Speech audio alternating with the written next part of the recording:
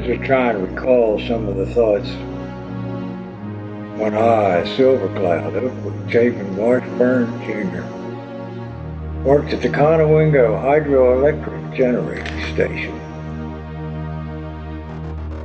I spent the best part of 7 years in that place. There were good times and there were bad times. Bad time was in the spring of 1972, late May, early June, somewhere. And a hurricane come up the Chesapeake Bay. Yes, it did. Agnes turned out to be, for this part of the country, one of those 100-year or so storms. They knew it was coming. The forecasts were so obvious and so accurate, they had time to draw that pond down, and that would have saved a lot of damage. It would have been, so what? They lose $15 or $20 million and save $100 on repairs. So they weren't acting as their very own good insurance agents. No dilemma's coming. They got to do something, otherwise they're going to have just shy of a catastrophe. And they chose to ignore it, and they came just shy of a catastrophe. When that storm hit, it just didn't start off with 15, 20 mile an hour breezes. When it rolled up this river, it was already cranking 80, 85. All the generators were running. The torrents of water that came down were just phenomenal. The pond began to rise. They got excited, so we went out to start pulling gates. Crest gates, they're called. There's 50 of them. A lot of those 50 crest gates were in bad shape. Maintenance put aside on the roller train. You'd grab a gate and go to pull it up, and all the cables would snap, and there you are. Stuck. Move to the next gate.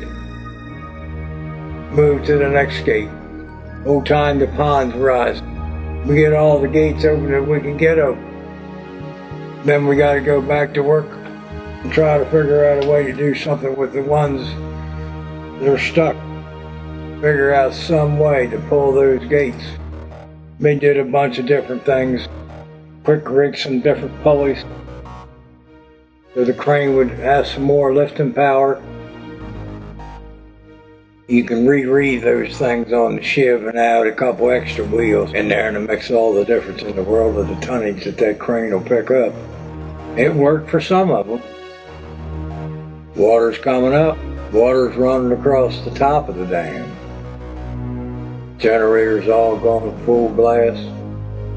Enough gates were open. We got enough gates open. The port deposit was beginning to get flooded. Water got high in Perryville. Across the river, Havigus was starting to feel the effects of the rising water. So much water was coming down the river as it was.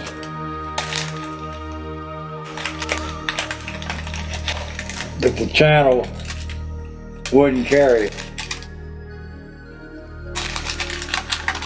Enough was coming through the dam, it literally was backing up below the dam. There were times during the course of that late evening and night we wondered why the place was still there. I doubt the power company will ever admit it, but I was there. And there was at least 8 foot of water from the bottom of the roadway level going across the top of the dam.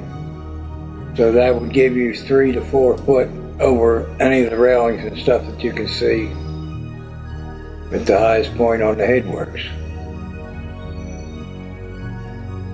Eventually all that water forced these huge piles of trash buried in the mud out in front of the powerhouse.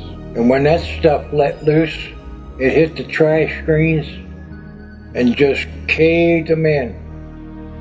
Like there wasn't nothing there. Went right on through and filled the scroll case up. Shut the generator down.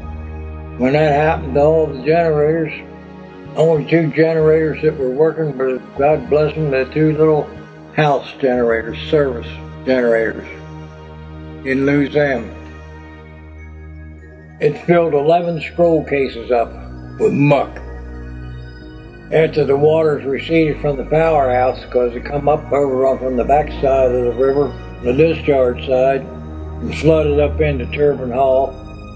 Once that water receded, a massive cleanup began.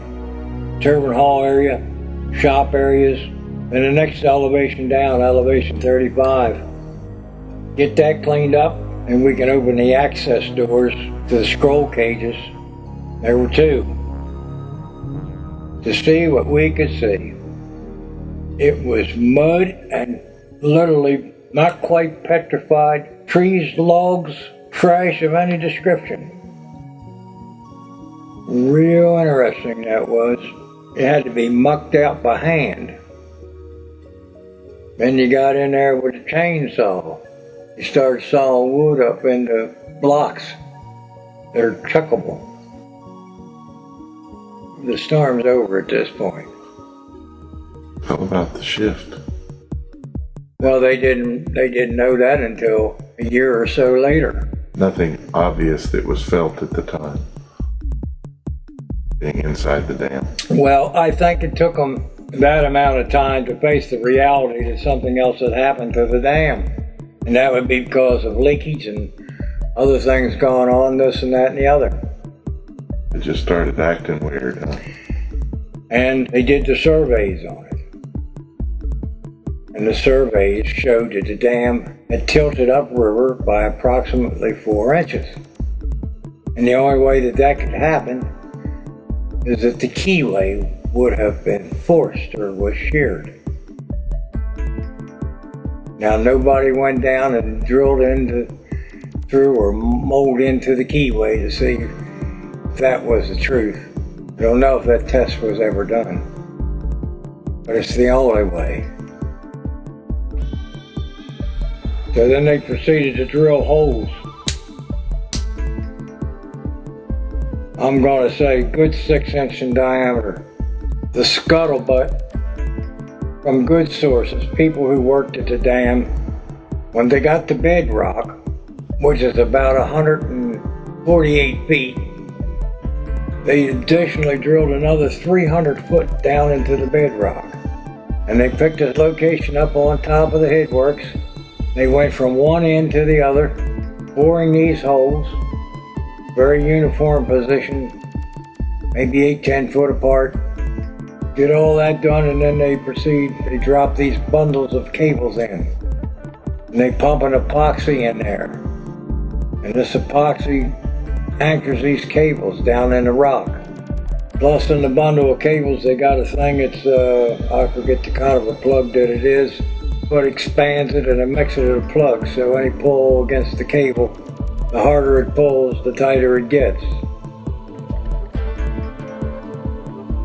They call them redheads in small masonry, but it's a giant version of a redhead. Epoxy them babies in, post-tension them to whatever, finished epoxying the holes, maintain the tension until the epoxy's been cured and set. Now that definitely would provide a stiffener. Another storm like that would take that dam out. Don't make any difference what they do to it. I certainly hope it doesn't happen. Of course, I know I'm not going to live long enough to see it. But you believe that dam has been knocked loose at its foundation? Yes. And you believe they believe it. They just don't talk about it. They just don't talk about it.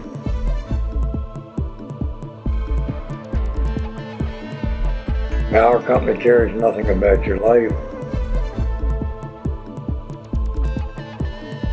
As long as you choose to live in the floodplain of a catastrophe, that's your choice.